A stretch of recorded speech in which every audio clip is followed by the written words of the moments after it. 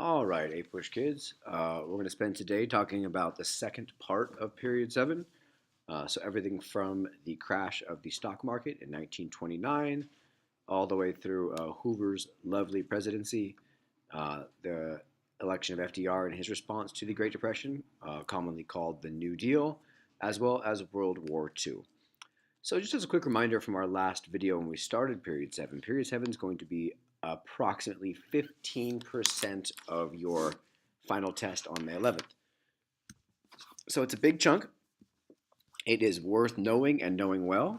And just speaking from the College Board's work in the past that's referenceable, they're going to put a pretty heavy emphasis on the Great Depression, the New Deal, and World War II. So if there was a part of Period 7 to really get your bang for your buck out of, this would be it. And then just real quick, this video and then your next two videos, Period 8's domestic and foreign policies, are really going to play the biggest role in the APUSH test. So Period 7 and 8 are both the biggest chunks of the test at 15% each. So make sure you are good to go. Excellent. Now, big ideas before I get started. We're going to have to talk about causes and effects of the Great Depression, responses to the Great Depression, and the differing responses from both Hoover and Roosevelt. We're going to talk about foreign policy before World War II. I'll talk about World War II's impact on our home front, on the domestic side of things, the impact on overseas, as well as the legacies of World War II as we finish today up. So, with that in mind, let's get into the Great Depression. Now, big picture, the Great Depression and New Deal together are going to lead to calls for a much stronger financial regulatory system. So a real shift away from the laissez-faire type of economics that got us here, from leaving business alone, from leaving banking alone, from leaving the stock market alone, towards a more regulatory system. The New Deal itself, and I'll get into these things in a moment, so don't worry too much yet, is heavily focused on the three ideas that FDR brings to office of relief, recovery, and reform. And they're definitely going to build off of prior ideas of both progressives and the populists in terms of more government involvement in the economy, more government regulation, more government hands-on to, in their minds, the benefit of more people. There's going to be some significant challenges to the New Deal. The Supreme Court is going to pose a pretty clear challenge to the New Deal as they rule some of FDR's programs unconstitutional. And some radicals on the far left, like Huey Long, are going to criticize the New Deal for not doing too much. And then impacts of the New Deal. The New Deal has impacts that leave us even today. It's a legacy of reform, of the government adjusting to problems that exist in society. There are agencies from the New Deal that still play a huge role in our world today, like Social Security and the FDIC. And the big thing that I'll touch on now, and I'll come back to the very end, is big political realignment. That this is the time period in which the African American voting bloc is going to shift from Republican to Democrat, an alignment that we still see here today. So, talking about the Great Depression itself, it's caused by a variety of things that all kind of come to a head in the late 20s. First clear cause is overproduction. Our industry is overproducing. Our farmers are overproducing. As prices fall, their response is to produce more. As we talked about in class at great length, the more you produce, the less you can charge for it. So that just kind of leads to a tumbling downfall of overproduction and then falling prices and then more overproduction and then more falling prices in both manufactured goods as well as farming. Now, if you remember from our talk of Period 7 when we were there, the farmers really are in the Great Depression much earlier than the rest of society. Our farmers are really struggling throughout the 20s as a post-World War I world reopens itself to trade, and now the U.S. doesn't quite have the same stranglehold on exporting farm goods as they did earlier, just a decade earlier, but they're still producing the same amount. So that's going to cause trouble for the farmers in the 1920s. But overproduction of household goods as well, radios, cars, stuff, right? The 1920s are a time of great prosperity and purchasing, and most of that is being purchased on credit. But at a certain point, if everybody has a car and everybody has a radio, then we should maybe stop producing cars and radios until people need them. We don't think that far ahead, of course, as a society. So there's that issue, as well as the fact that a lot of the stuff that was being bought in the 20s was bought on credit, so those payments are coming due, and it's going to be just a bad situation. Next clear cause that's important is the uneven distribution of wealth. Yes, in the 20s, people are getting richer, but it's the rich that are getting richer. And we have a very clear uneven distribution of wealth in which a ton of our wealth is isolated at the top of our income distribution. Next cause is what I call unsound or unsmart, not safe banking practices, in which banks aren't regulated. So as you deposit your money, they're turning around and investing your money without any real stability or regulation in it. So there's a chance they could just lose all your money, then it's gone. Another reason is this over speculation on real estate and buying stocks on margin. So this belief that markets, whether it's housing markets or the stock market or any sort of market, is going to keep increasing forever. So you can just buy things on credit, but it won't matter because you'll make enough money to pay back. Unfortunately, it doesn't work that way. And once that quote unquote bubble bursts, well, now you still owe that money, whether it be for real estate or stock, but you have nothing to show for it. Finally, there's some big problems in other countries, specifically with Germany and Europe trying to repay some of the things they owe after the war. So we can't rely on foreign countries to continue buying our goods when their own economic troubles are taking place. And kind of all of that leads us to a point in October of 1929 where our stock market crashes, tumbles, and falls. And then all of this kind of comes to a head, and we are in the Great Depression. Now, at the time Hoover is president, is the Great Depression Hoover's fault? No, absolutely not. The Great Depression is the fault of a series of events and factors and practices largely put in place by the Republican ideology of the 1920s to continue cutting taxes, and cutting regulations, post-progressive era. If you guys remember that cartoon from class with Andrew Mellon, the Secretary of the Treasury, and they're taking a car down the hill at fast speeds, and the question asks, will the brakes hold? And I said, who knows? Here's our answer. Will the brakes hold? No. So Hoover's president. It's not his fault necessarily, but his response is up to him. His response, however, is going to be a really limited response in terms of what the government's going to do.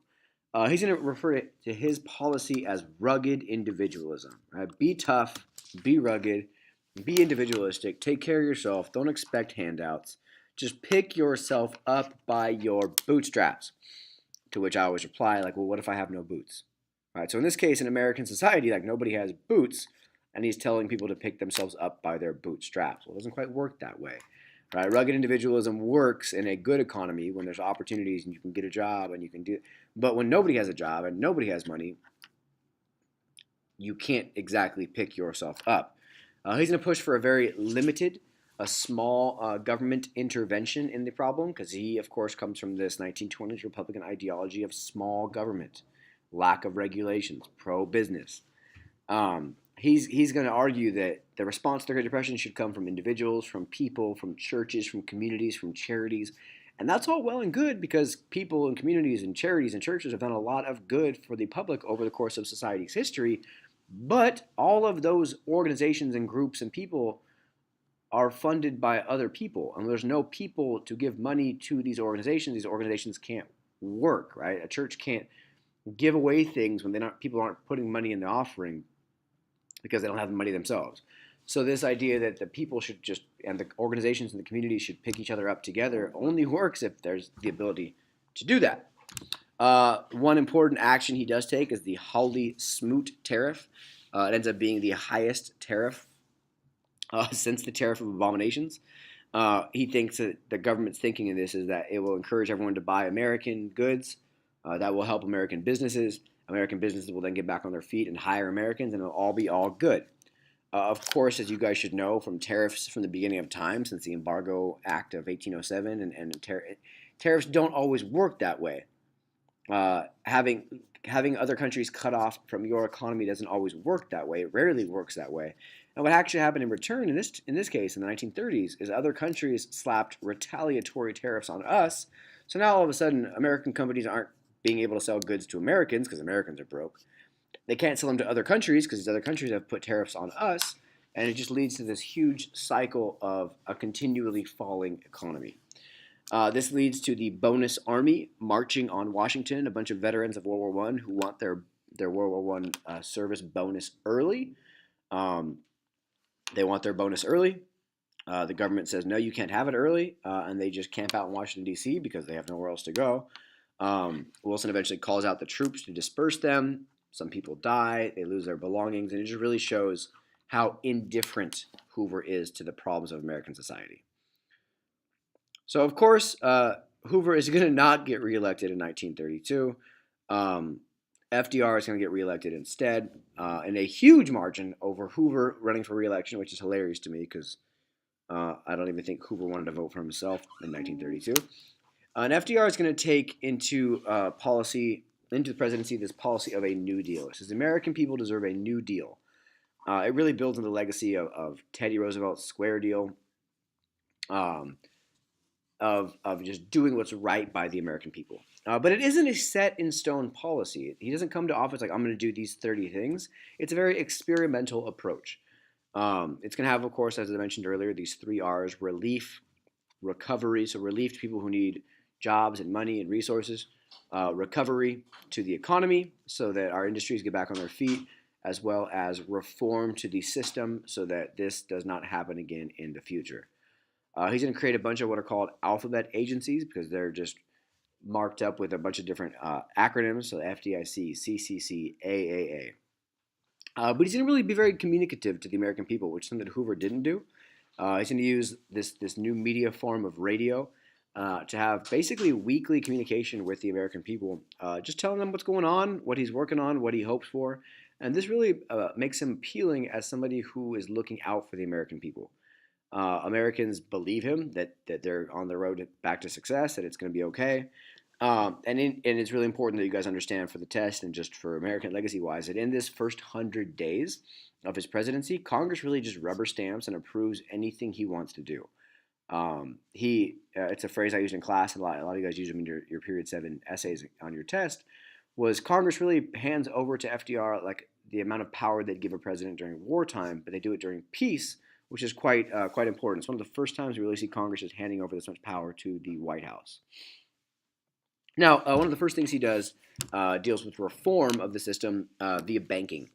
FDR is going to call a bank holiday and close all the banks in the United States and only allow banks that are considered sound or stable to reopen. The banks that are considered sound or stable, they can be refunded by the federal government via the Emergency Banking Relief Act.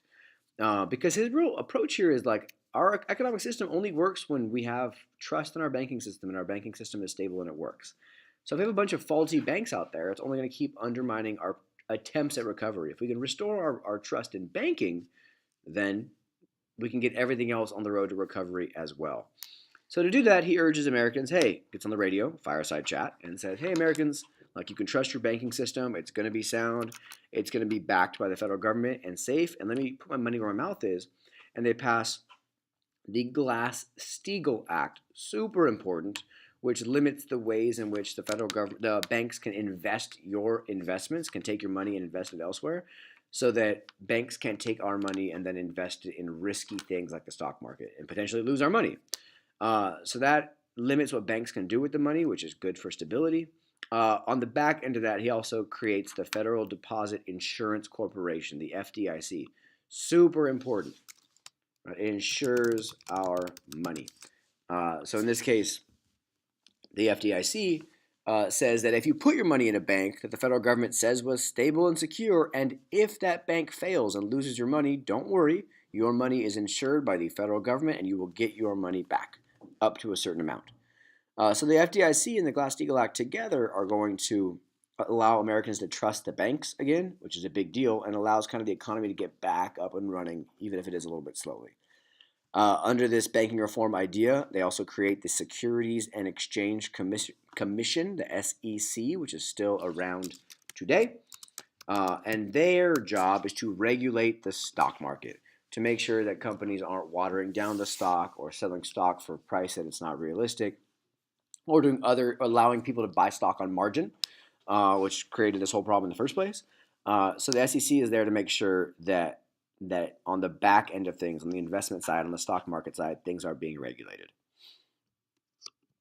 For the relief aspect of things, people that are unemployed and need help now, There is all kinds of agencies. I'll touch on a couple ones that you guys can have in your toolbox to pull out if you need on test day. The Federal Emergency Relief Act, which basically is just giving money to the states to give to people that need it. Um, the Civilian Conservation Corps, super important, of taking mostly young men out of these cities to go work in conservation, right? Something that Teddy Roosevelt would have been super excited about. Um, so out to build trails in the Grand Canyon, right? To clear paths here and there, and to just conserve our environment. The neat thing there is they're given their food, they're given their housing, they're given their things they need while they're working, and almost all their money that they're earning per month gets sent back home to their families. So it's a win-win. They're put to work, the environment is being conserved, and the money is able to then be spent at home, which allows for our cities to get back on their feet as well. We also see the Public Works Administration, super important, which is going to employ people in building infrastructure, airports, landing strips, bridges, roads, plumbing things, etc. So that's very successful, one of the more important agencies of the uh, New Deal. And then the Works Progress Administration, also super important. It does a very similar thing. It just puts people to work in stuff that needs doing. Now, one of the criticisms of this program is that the society is paying these people to like do jobs that aren't necessary. At times, that could be true, but this is one of the big things that puts a bunch of people back to work. Some of the more costly programs of the New Deal. And also for the unemployed, it's not quite direct relief to the unemployed, but I put it under this bucket anyway. Is Social Security. This idea that when you turn 65, you can stop working and you can receive a pension or a set amount of money from the federal government for the rest of your life. And that does, in a sense, create relief for the unemployment. That's why I put it here, because that gets a lot of people that are older out of the workforce. And that allows companies to then hire more young people to do that work and therefore, in theory, lower the unemployment rate. And then recovery is also important as well. How are we going to get our national economy back up and running? The National Industrial Recovery Act is there to help support industry, to help set wages and production limits to make sure that nobody's overproducing, to help industry get back on its feet. The Agricultural Adjustment Act is going to do something very similar. For farming, though, it's going to go as far as to pay farmers to farm less stuff. The idea is that when we trust you to just farm as much as you want, we end up in this problem in the first place because of overproduction. So here, we're going to set limits, you're going to farm that, and we'll pay you to not farm any more than that to help stabilize prices. It's quite brilliant. It makes a lot of sense. It actually works to an extent, but it's not exactly capitalism. And then the Tennessee Valley Authority, another really important program that I'm particularly fond of, that puts people to work building dams in the Tennessee Valley, an area of our world that is very prone to damaging floods on a pretty consistent basis. That's bad. And a really undeveloped area that does not have a lot of electricity. So the Tennessee Valley Authority is going to kill a lot of birds at one stone. First, it's going to put people to work. That's a big deal. Second, it's going to really end the problem of flooding by building dams along this Tennessee River Valley with a ton of rivers and a lot of flooding. And third, those dams are going to generate electricity, which the federal government can then use to sell to people in the Tennessee Valley that need electricity. Now, it's a great idea. It makes a lot of sense. However, again, it's not quite capitalism, because the criticism of this then is that the federal government is getting involved and really nationalizing an industry they don't need to be nationalizing, taking over the sale of electricity. It's going to put a lot of small electrical companies out of business in the region because the federal government can do it more efficiently and therefore for cheaper. So that's a critique there, but it is really an important agency that does a lot of good things in the Tennessee Valley. Also passed during the Great Depression, that doesn't really fit in a category, so it's down here separated by bullet points, is the Wagner Act, which legitimizes labor unions. It gives labor unions the rights to collectively bargain for their benefits, for the things they need. And the National Labor Relations Board, NLRB, is created then to help regulate the relationship between business and labor. So in this case, FDR is going to kind of pick up on the legacy of the other Roosevelt, Teddy or Theodore Roosevelt, in playing more of a, not anti-big business, but an arbitrary fairness middle ground role for labor unions.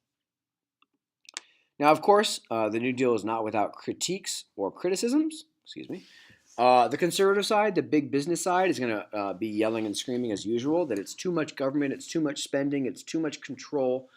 Because, not that they're right or wrong, it is more government, it is more spending, and it is true that as you add regulations and government agencies, it's big business that then gets slowed down.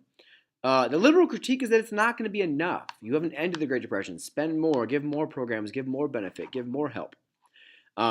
Two specific critiques you guys should note. They should be in your notes and in your brains by May 11th. The first is Dr. Francis Townsend. He's going to propose a crazy idea like old people getting pensions, something that actually happens after his critique with the Social Security Act. He's going to have a weekly radio show in which he criticizes FDR pretty consistently for not doing enough for people during the Great Depression. He's become very popular and then become very unpopular quickly when his radio show becomes quite anti-Semitic, anti-Jewish. Another pretty important critic of the New Deal is Senator Huey Long of Louisiana. He's going to propose a Share Our Wealth program that really is a really aggressive, progressive tax on the rich, on the upper class, arguing that everything above a certain amount of money is unnecessary, and then our country would be better off if that wealth was shared. He's not wrong necessarily, but again, back to that point that that's not quite capitalism. So he's going to be a very vocal critique of FDR as well, even to the point of running for president against him. And then arguably the biggest roadblock hurdle for FDR is the Supreme Court. During the second New Deal, the Supreme Court's going to rule the National Recovery Administration and the Agricultural Adjustment Act are both unconstitutional. They're both unconstitutional because of the way in which they limit or regulate what people can produce and how they can produce it. It doesn't allow for true capitalism. FDR gets mad at the Supreme Court because they keep getting in his way. So his proposal is to add Supreme Court judges. If he were to add 5 Supreme Court judges, those 5 ideally would all side with him, and then he could not have the Supreme Court as an obstacle to his progress. Now, this gets a ton of criticism from both Democrats and Republicans, liberals and conservatives, in terms of they're looking at FDR as trying to subvert a whole branch of government, and it does really damage FDR's credibility in terms of the government's trust in him to do his job well. So those are some of the critiques and challenges. The legacies of the New Deal, as I mentioned earlier, it's a very important new, I'll even bold it, underline it for you, a new democratic coalition. And that African Americans are going to split with the Republican Party, or we could argue that the Republican Party splits with African Americans by leaving Reconstruction behind, by supporting big business, even in the 1880s and 90s. But now African Americans have a reason in mass to switch to the Democratic Party because it's the party of support and the services that they desire so much during the Great Depression. That's a very first important legacy. As we talk about party systems and who votes for who and when, it's important to understand that. But another, just as important even to this day, legacy is the federal government serving as a safety net. The New Deal is the first time in which we see the creation of a welfare state in which the federal government takes responsibility and ownership for making sure of the welfare of their citizens. But other legacies as well, the New Deal does not end the Great Depression. We see in 1937 and 38, Roosevelt tries to cut spending, specifically in the Works Progress Administration, that agency that employs the most people. And as soon as the government cuts spending for all of these programs, the economy immediately takes a dive. So that demonstrates that the economy is not ready for the training wheels to be taken off yet, and that all these programs and all of the spending still have not fixed the Great Depression. That's called the Roosevelt Recession of 37 and 38, worth knowing. If there's ever a question about, for example, like what evidence is there to prove that the New Deal does not end the Great Depression, the Roosevelt Recession is your best bet. And the final legacy deals with Keynesian economics. This theory of thinking in economics that argues that when the economy goes down, the federal government should spend more money to get it propped back up on its feet. This is an economic system that's going to be used then later by people like LBJ. Also, huge example, Obama during the Great Recession, post-W. Bush years, with the auto bailouts and the American Recovery Act, that the federal government should spend more money when the economy goes down. So that's the New Deal for you. Moving into World War II, I'm sure you're now very excited, Jonathan Ramos. I've talked about the road to the war. Now, the U.S. does not formally recognize as an actual real country that we show respect for the Soviet Union until 1933. Now, that's because, of course, we don't like that they're communists. We don't like the Russian Revolution. We don't like we have that first Red Scare over them, basically. And we finally recognize them, which is a big deal, in 1933 only because we're worried about Germany. So we think if we throw a bone to the Soviet Union, they can help the world repel German expansion. FDR also approaches or proposes and takes on a good neighbor policy towards Latin America, which it's kind of like a Monroe Doctrine-esque approach that is against armed intervention in Latin American affairs. But through the mid-30s, the U.S. is going to take a huge policy of neutrality. Congress is going to pass neutrality acts in 1935, 36, and 37 that are going to, for example, make it illegal to sell arms to any other nation that's at war, to ride on ships that are owned by nations that are at war. The neutrality acts are really aimed at keeping us out of the war. Meanwhile, the rest of the world, specifically in Europe, is taking a policy of appeasement, giving Hitler what he wants for now, giving Tojo what he wants for now. Because everybody is so war weary from World War I that we're so hesitant to get back involved in a large conflict, and Hitler in Europe and Tojo in the Pacific are both going to take advantage of that war weariness. Now, by 1939, we're going to change policy a little bit to what's called the cash and carry policy. And the cash and carry policy says we're going to avoid the problems of World War I, where we kind of got stuck in the war because all the Allies owed us money and we needed them to win, by saying we'll sell arms to you, we'll sell resources to you, we'll sell supplies to you, as long as you quote unquote pay cash. So you pay up front, not on loans, not on credit, but you pay for it up front with cash and you carry it back to your own country by yourself. We don't want another situation where we get dragged in the war by German submarine warfare and by loans. So yeah, we'll support you as long as you pay up front and you take it yourself. However, by 1940, FDR institutes the first peacetime draft in American history.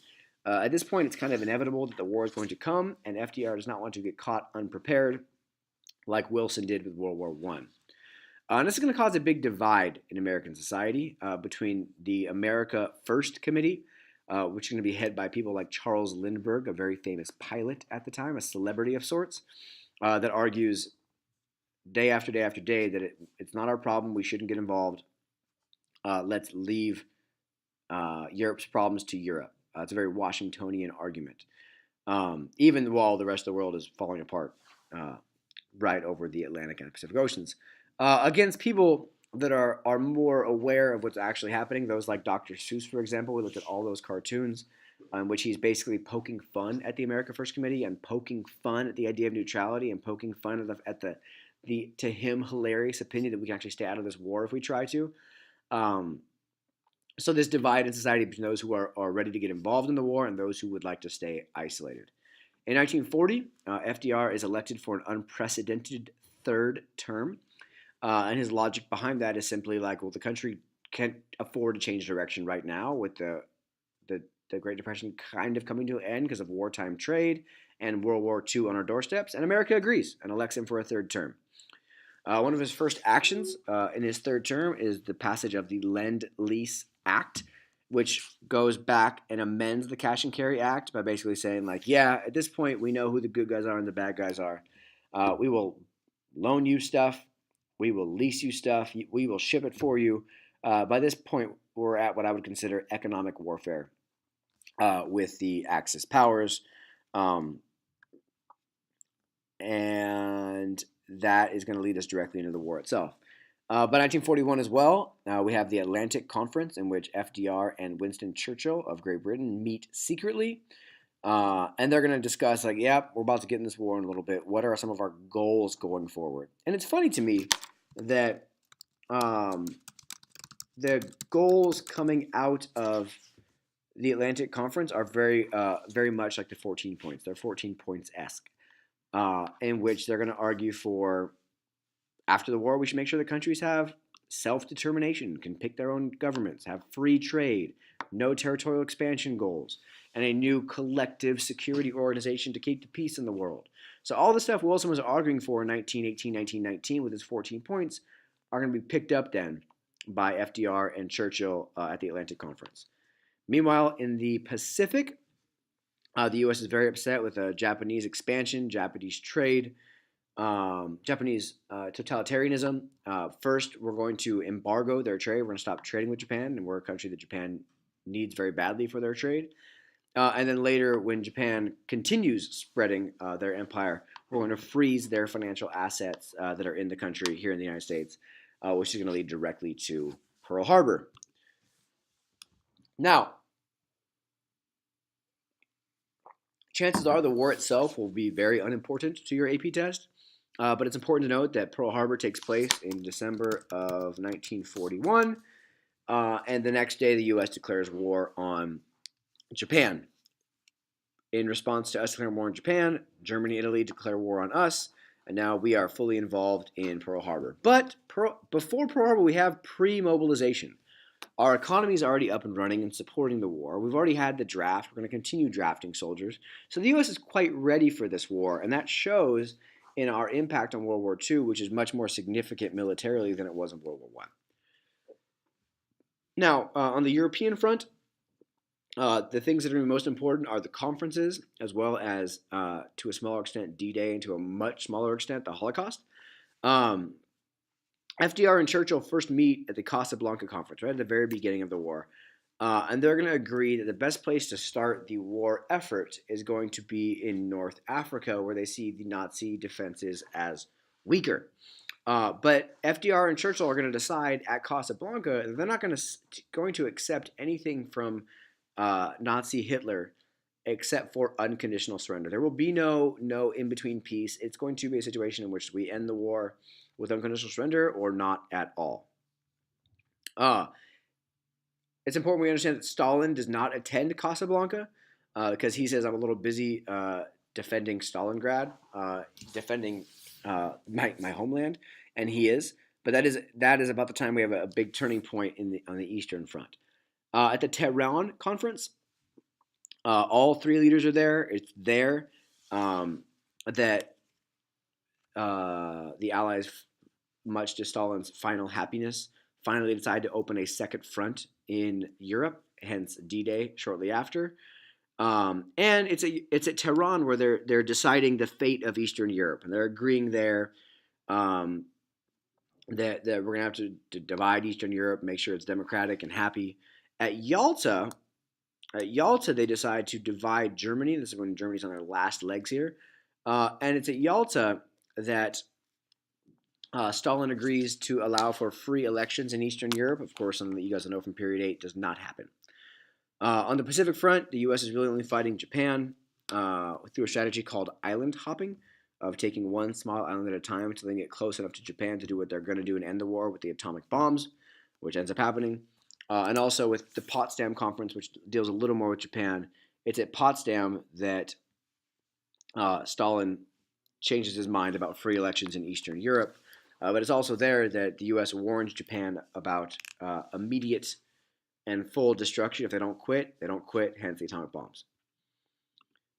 So way more importantly, however, for World War II is the home front.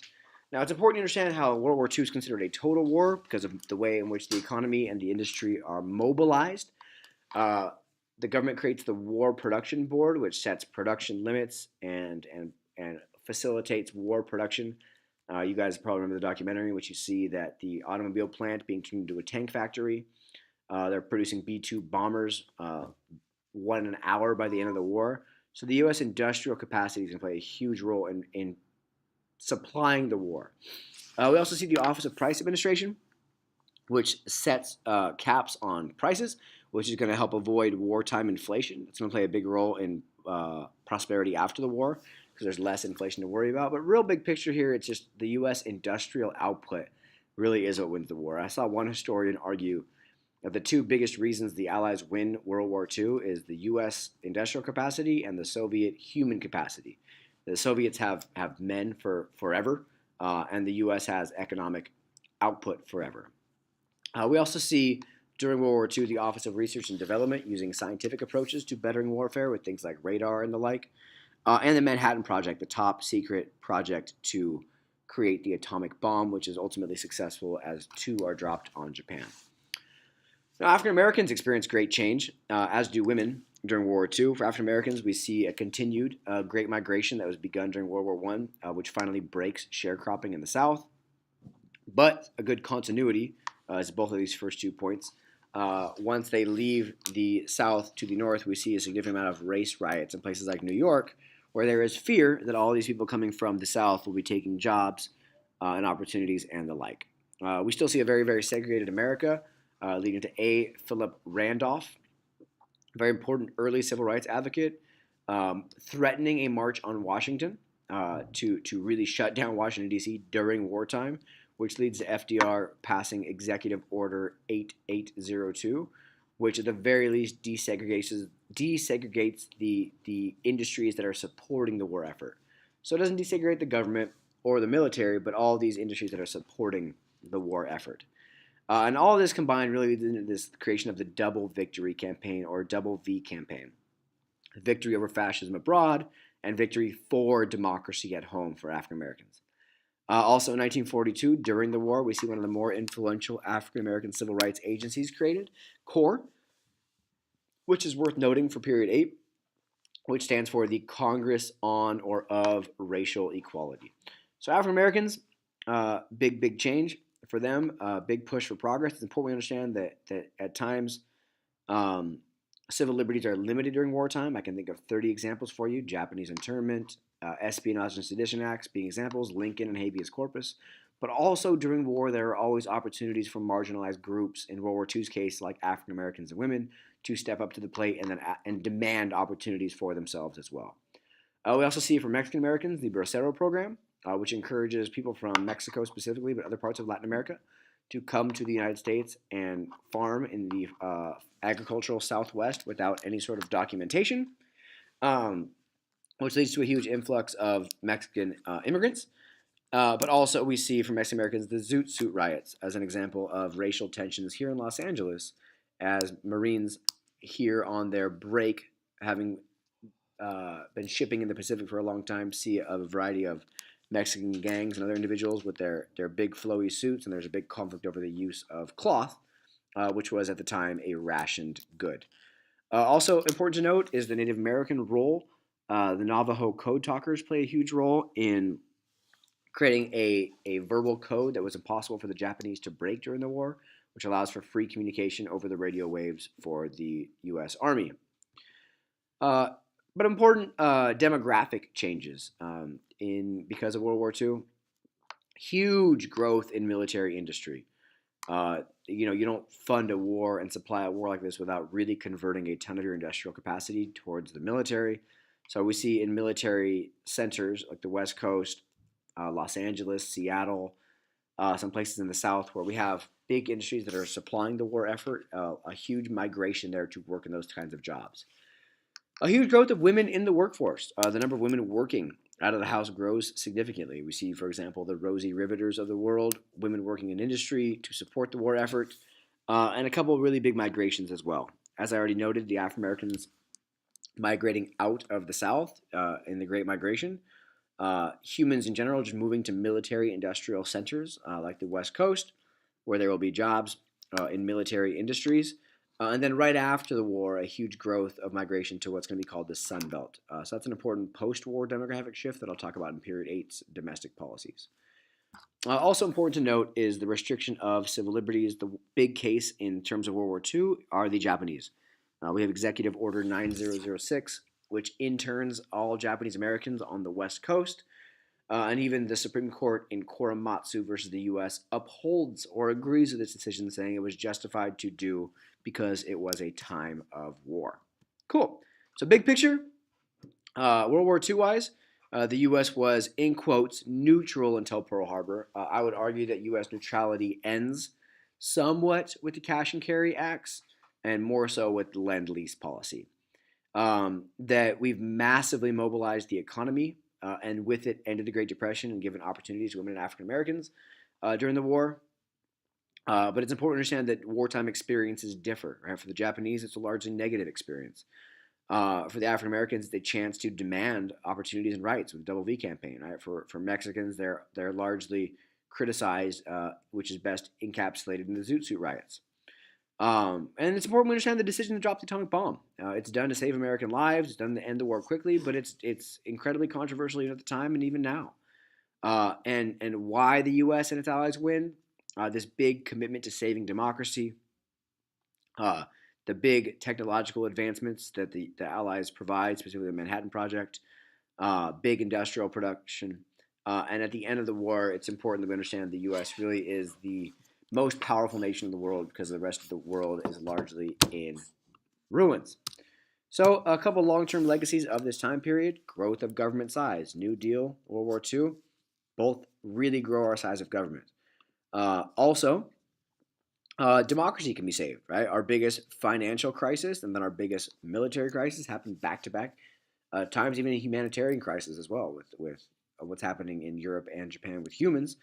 And the U.S. rises to the challenge and adjusts its system enough to save both. So that ends period 7. Make sure you are aware of A, what you know, and B, way more importantly, what you don't know, and you take the steps needed to address those shortcomings. Period 8 will be up and running shortly, and I will see you guys soon. Thank you.